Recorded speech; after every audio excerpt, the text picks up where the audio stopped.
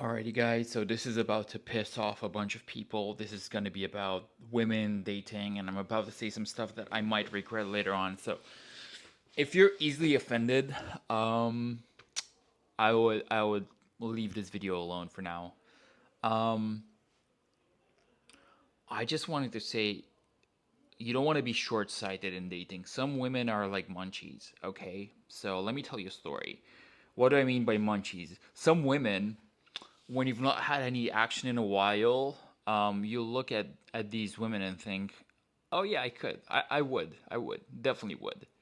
And as soon as you did, as soon as you do, if you do, um, you'll start to see this woman in a different light, and you'll feel a bit disappointed with yourself because maybe she's not the top, classy, elegant type. She's more the OF type or just whatever, like not as classy, more lascivious. Is that a word? Like um attractive in a more primal way, if that makes sense. So one story that happened to me is I was seeing this girl. She was a bit older than me. She was that OF type, that sort of curvy, not the most elegant, not the type of girl you would introduce to your mom. She was just really the type that will make you just be like, "Ah, damn, like I wanna," you know what I mean? That kind of girl. And I remember she was pretty promiscuous as well herself. She was telling me how she was dating a bunch of other married guys at the same time as she was hooking up with me. And I remember hearing this from her, and she'd asked me to stay over that night because her workplace was next to my place. She was at mine after we'd, done the thing. And she told me this about her seeing a bunch of other guys, sleeping with however many other guys. And I was so disgusted with her after she told me that I just kicked her out. I was like, I'd never kicked out a woman before in my life up until that point, and I never did kick another woman out ever again. But at that point, I was so disgusted with this girl that I was just like, look, you can't stay, you gotta go. It was like 11 or midnight as well. Trains were still running, but just barely. I think she would have caught the last train home if she even did. And I was like, oh yeah, look, I've got this thing tomorrow morning. I really need to sleep. I really need my space for myself.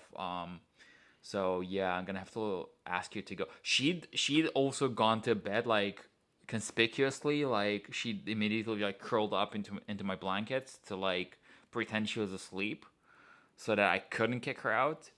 And they still did. From that position, I made her get dressed and just like leave. And I was basically so disgusted with what I'd heard from this girl, this woman, that I just couldn't stand to have her in my house for a moment longer. So I just kicked her out. I just told her to. I just basically made something up. I said, look, I've got this really important thing tomorrow. I've got like a gig that I need to do. So you need to leave because I need to get like a solid 8 hours of sleep. My bed isn't big enough. Like, I need all my space for myself. And I basically made her get up and leave. Um, and she would have caught the last train home or something, but it was really uncomfortable for her. It would have been quite a bad situation. Um,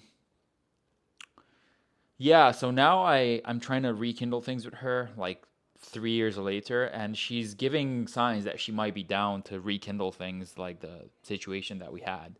But also, she's mentioning, "Oh, I'm not sure that I miss you that much after our last encounter." So, I mean, that's fair enough. I was a piece of shit to her, and I shouldn't have been. I shouldn't have been so short sighted because despite everything that I'd heard and despite how I felt about her that moment, like it's like having a bag of Oreos and you've had the Oreos, and now you've satiated that um, need for Oreos, and now you're disgusted with yourself because you're trying to live a healthy life, a better life, and you're looking at this half remaining package of Oreos and you're thinking these need to go. So you're just gonna toss them in the bin, toss them in the toilet, and then that's probably the right thing to do, to be fair. But then a week later, now you're craving Oreos again, and you're still gonna get them. You're still gonna go out and grab Oreos because the craving is just so strong. So you might as well just not have tossed your bag. Um, so that's why I mean, don't be short-sighted when it comes to dating.